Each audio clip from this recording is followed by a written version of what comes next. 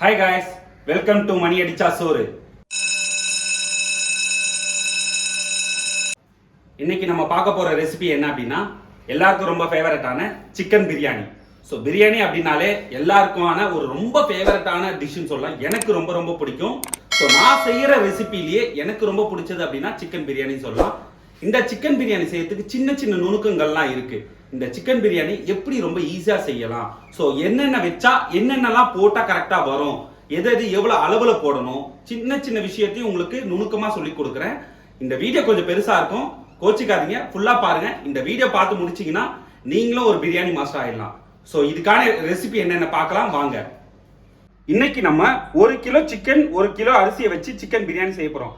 அதுக்கு தேவையான பொருட்கள்: 1 கிலோ சிக்கன் நல்லா மஞ்சத்தூள் போட்டு கிளீன் பண்ணி வச்சிருக்கேன். 1 கிலோ யூனிட் அரிசி. நான் ஏன் இந்த யூனிட் அரிசி யூஸ் பண்றேன்னா லாங் கிரெயின்ஸ் வரும், பிளஸ் பிரியாணி நல்லா உதிரியா வரும், டேஸ்ட்டும் நல்லா இருக்கும்.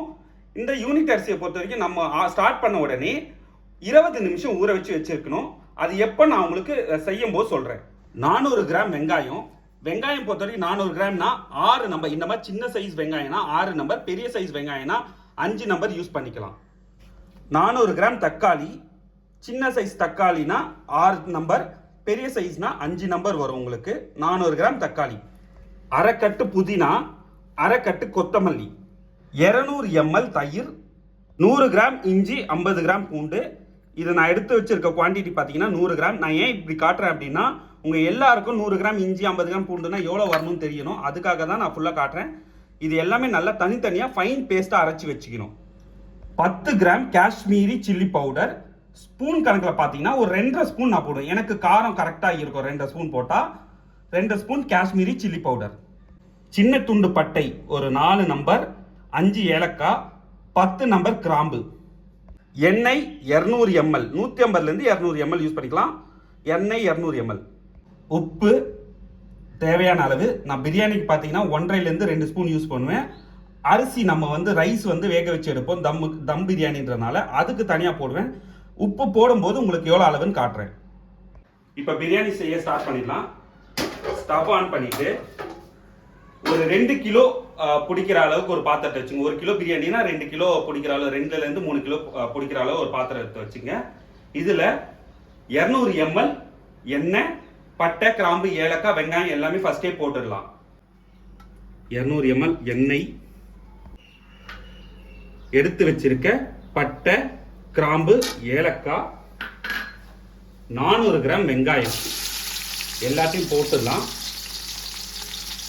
இந்த வெங்காயம் பார்த்தீங்கன்னா நல்லா பொன்னிறமாக வதக்கணும். நல்லா வதங்கின உடனே அடுத்தடுத்து மசாலா போடலாம். ஸோ இந்த வெங்காயம் வதங்கின உடனே அதோட பக்குவத்தை உங்களுக்கு காட்டுறேன்.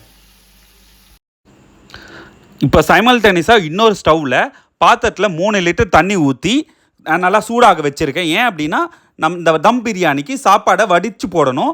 ஸோ இந்த அரிசியும் பார்த்தீங்கன்னா நல்லா 3 வாட்டி கழுவி ஊற வச்சுட்டேன். இந்த தண்ணி கொதிக்கட்டும், அதுக்கப்புறம் பார்க்கலாம். நம்ம இப்போ பார்த்துடலாம் வெங்காயம் வதங்கிச்சான்ட்டு. இப்போ பார்த்தீங்கன்னா வெங்காயம் நல்லா வதங்கிச்சு. பார்த்தீங்கன்னா நல்லா கோல்டன் ப்ரௌன் நல்லா வந்துருச்சு.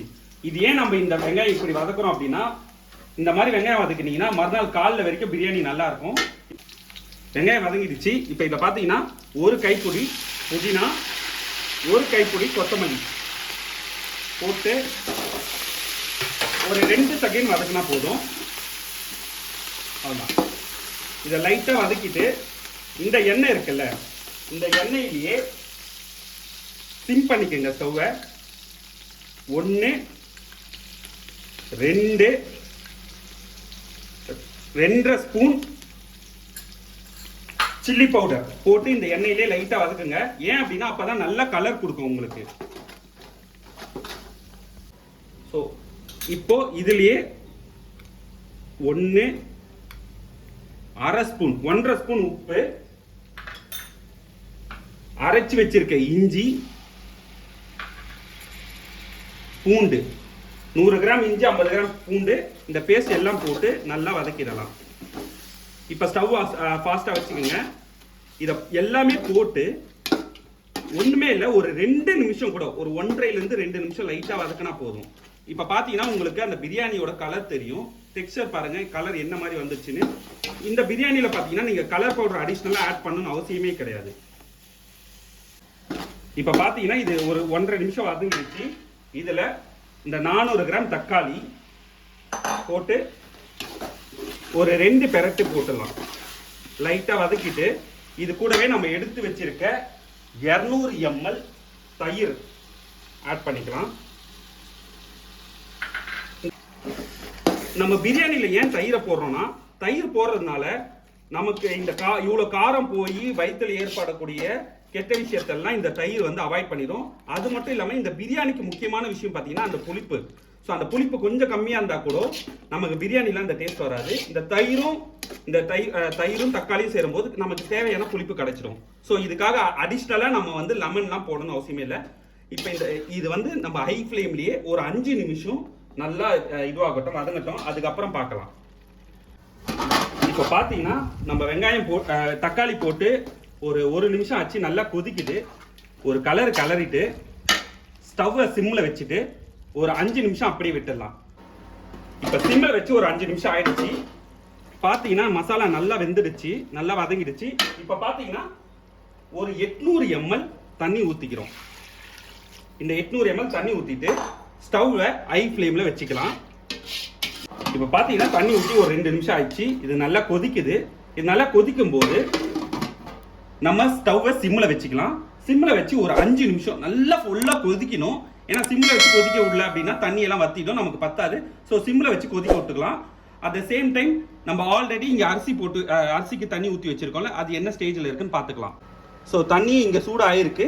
இது நல்லா கொதிக்கட்டும். கொதிச்ச உடனே நம்ம அரிசியை போட்டு வேக வச்சு எடுத்துக்கலாம். இப்போ இந்த பிரியாணி பார்த்தீங்கன்னா ரெடி ஆகிட்டு இருக்கு. நம்ம சிக்கன் பிரியாணி நம்ம ஸ்டைலில் செய்யணும், நம்ம சென்னை ஸ்டைலில் செய்யணும், ஒரு சில முக்கியமான விஷயங்கள்லாம் இருக்கு.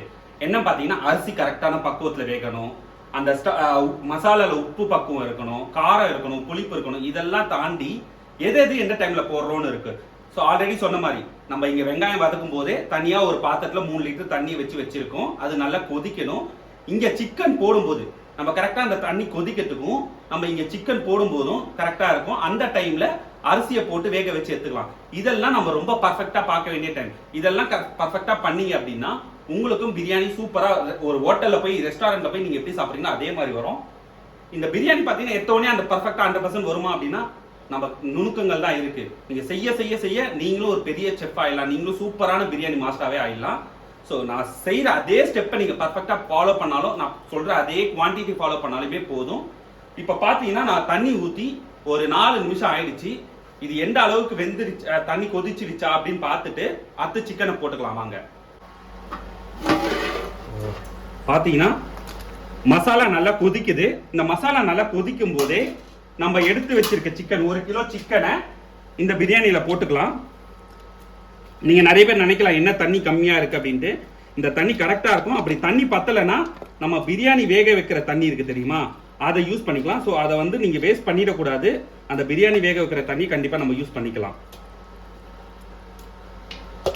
இப்போ சிக்கனை போட்டாச்சு. சிக்கனை போட்டு ஒரு 2 நிமிஷம் ஒரு லைட்டாக ஒரு கலரிட்டு ஒரு 2 நிமிஷம் பார்த்தீங்கன்னா இந்த சிக்கன் மசாலா வந்து கொதிக்க ஆரம்பிச்சிடும். கொதிச்ச உடனே சிம்ல வச்சு ஒரு 5 நிமிஷம் விட்டுடலாம். ஒரு 2 நிமிஷம் ஆயிடுச்சு. பார்த்தீங்கன்னா தண்ணி நல்லா கொதிக்குது. இப்போ ஸ்டவ்வை சிம்ல வச்சுட்டு ஒரு 5 நிமிஷம் விட்டுடலாம். இப்போ நம்ம அரிசியை போட்டு வேக வச்சு எடுத்துக்கலாம். ஒரு half பாயில் பண்ணி எடுத்துக்கலாம் வாங்க. பார்த்தீங்கன்னா நல்லா கொதிக்குது. இதில் 1 2 3 ஸ்பூன் உப்பு போட்டிருக்கேன். இது அரிசி போட்ட அப்புறம் மறுபடியும் நம்ம உப்பு செக் பண்ணுவோம். இந்த உப்பு பார்த்தீங்கன்னா நல்லா கொஞ்சம் தூக்கலாக இருக்கணும். உப்பு வந்து உங்களுக்கு தொண்டைக்கு வந்து கரிக்கணும், லைட்டாக கரிக்கிற மாதிரி. இதுன்னு இல்லை, பிரியாணிக்குன்னு இல்லை, நீங்கள் இந்த மாதிரி கலந்த சாதம் எது செய்றீங்க, வெஜிடபிள் பிரியாணி, உங்களுக்கு வேக வச்சு டைரெக்டாக 1 part ரைஸ் எது செஞ்சாலுமே நீங்கள் அரிசி போடுறதுக்கு முன்னாடி அந்த தண்ணியோட டேஸ்ட் பார்த்தீங்கன்னா லைட்டாக கரிக்கணும். அப்போனா நீங்கள் அரிசி போட்ட உடனே கரெக்டாக இருக்கும். நீங்கள் அரிசி போடுறதுக்கு முன்னாடியே கரெக்டாக இருக்குது அப்படின்னீங்கன்னா அரிசி போட்ட உடனே இன்னும் உப்போட தன்மை கம்மியாகும். ஸோ இதை எல்லாரும் நோட் பண்ணிக்கோங்க. எல்லா கலந்த சாதத்துக்குமே, பிரியாணியாக இருக்கட்டும், வெஜிடபிள் பிரியாணியாக இருக்கட்டும், புலாவாக இருக்கட்டும், இது எல்லாத்துக்குமே தண்ணி வந்து லைட்டாக கொஞ்சம் கரிக்கணும், அந்த மாதிரி இருக்கணும். தண்ணி பார்த்தீங்கன்னா நல்லா கொதிக்குது. இதில் அரிசியை போட்டுக்கலாம்.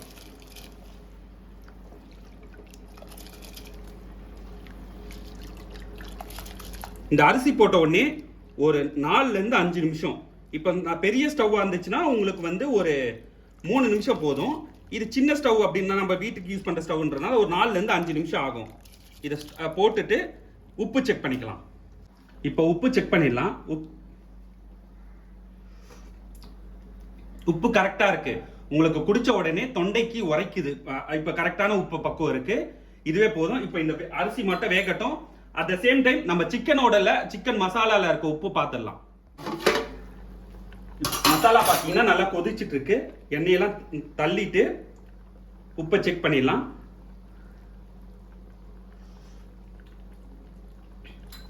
உப்பு வந்து பர்ஃபெக்டா இருக்கு. இன்னும் கொஞ்சம் போடணும். பர்ஃபெக்டானா கரெக்டா இருக்கு மசாலாக்கு. நமக்கு ஆனால் பார்த்தீங்கன்னா கொஞ்சம் கறிக்கணும். அதனால் பார்த்தீங்கன்னா நான் ரொம்பலாம் இல்லை, இவ்வளோதான் உப்பு போடுறேன் பாருங்க. போட்டுட்டு லைட்டாக ஒரு கலரிட்டு நம்ம சிக்கன் எந்த அளவுக்கு வெந்திருக்குன்னு பார்த்துடலாம். பார்த்தீங்கன்னா பாருங்க, சிக்கன் நல்லா பூ மாதிரி வெந்துருச்சு. இப்போ அரிசி வடிச்சு எடுத்துட்டு நம்ம பிரியாணியில் ஆட் பண்ணிக்கலாம். இப்போ பார்த்தீங்கன்னா அரிசி நல்லா ஒரு 60% வெந்துச்சு. பார்த்தீங்கன்னா நல்லா நீட்டாக ஆயிடுச்சு. இப்போ இதை வடித்து அந்த பிரியாணியில் ஆட் பண்ணிக்கலாம். இப்போ சாப்பாடை வடித்து அதில் போட்டுடலாம்.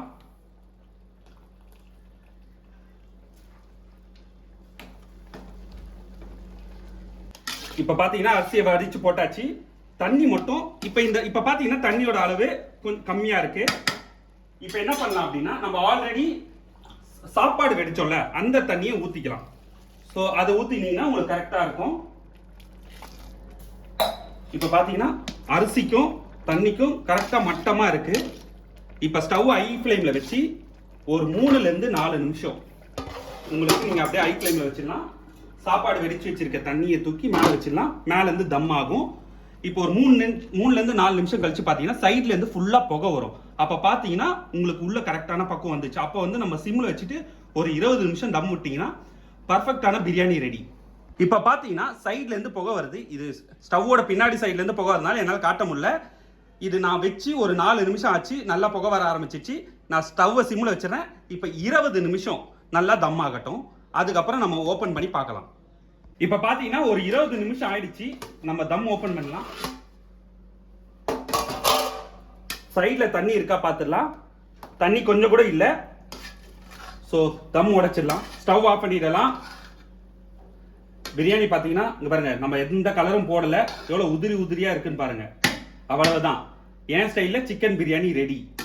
ஸோ தம்மை உடைச்சிட்டு நம்ம ஒரு பிளேட்டில் பரிமாறிட்டு பார்த்துடலாம் வாங்க. பிரியாணி ரெடி ஆயிடுச்சு. டேஸ்ட் பண்ணிடலாம் வாங்க. ஃபர்ஸ்ட் சிக்கன் இது பாருங்க எவ்வளவு சாஃப்டா வருது பாருங்க அப்படியே. வாவ். இப்போ டேஸ்ட் பண்ணிடலாம்.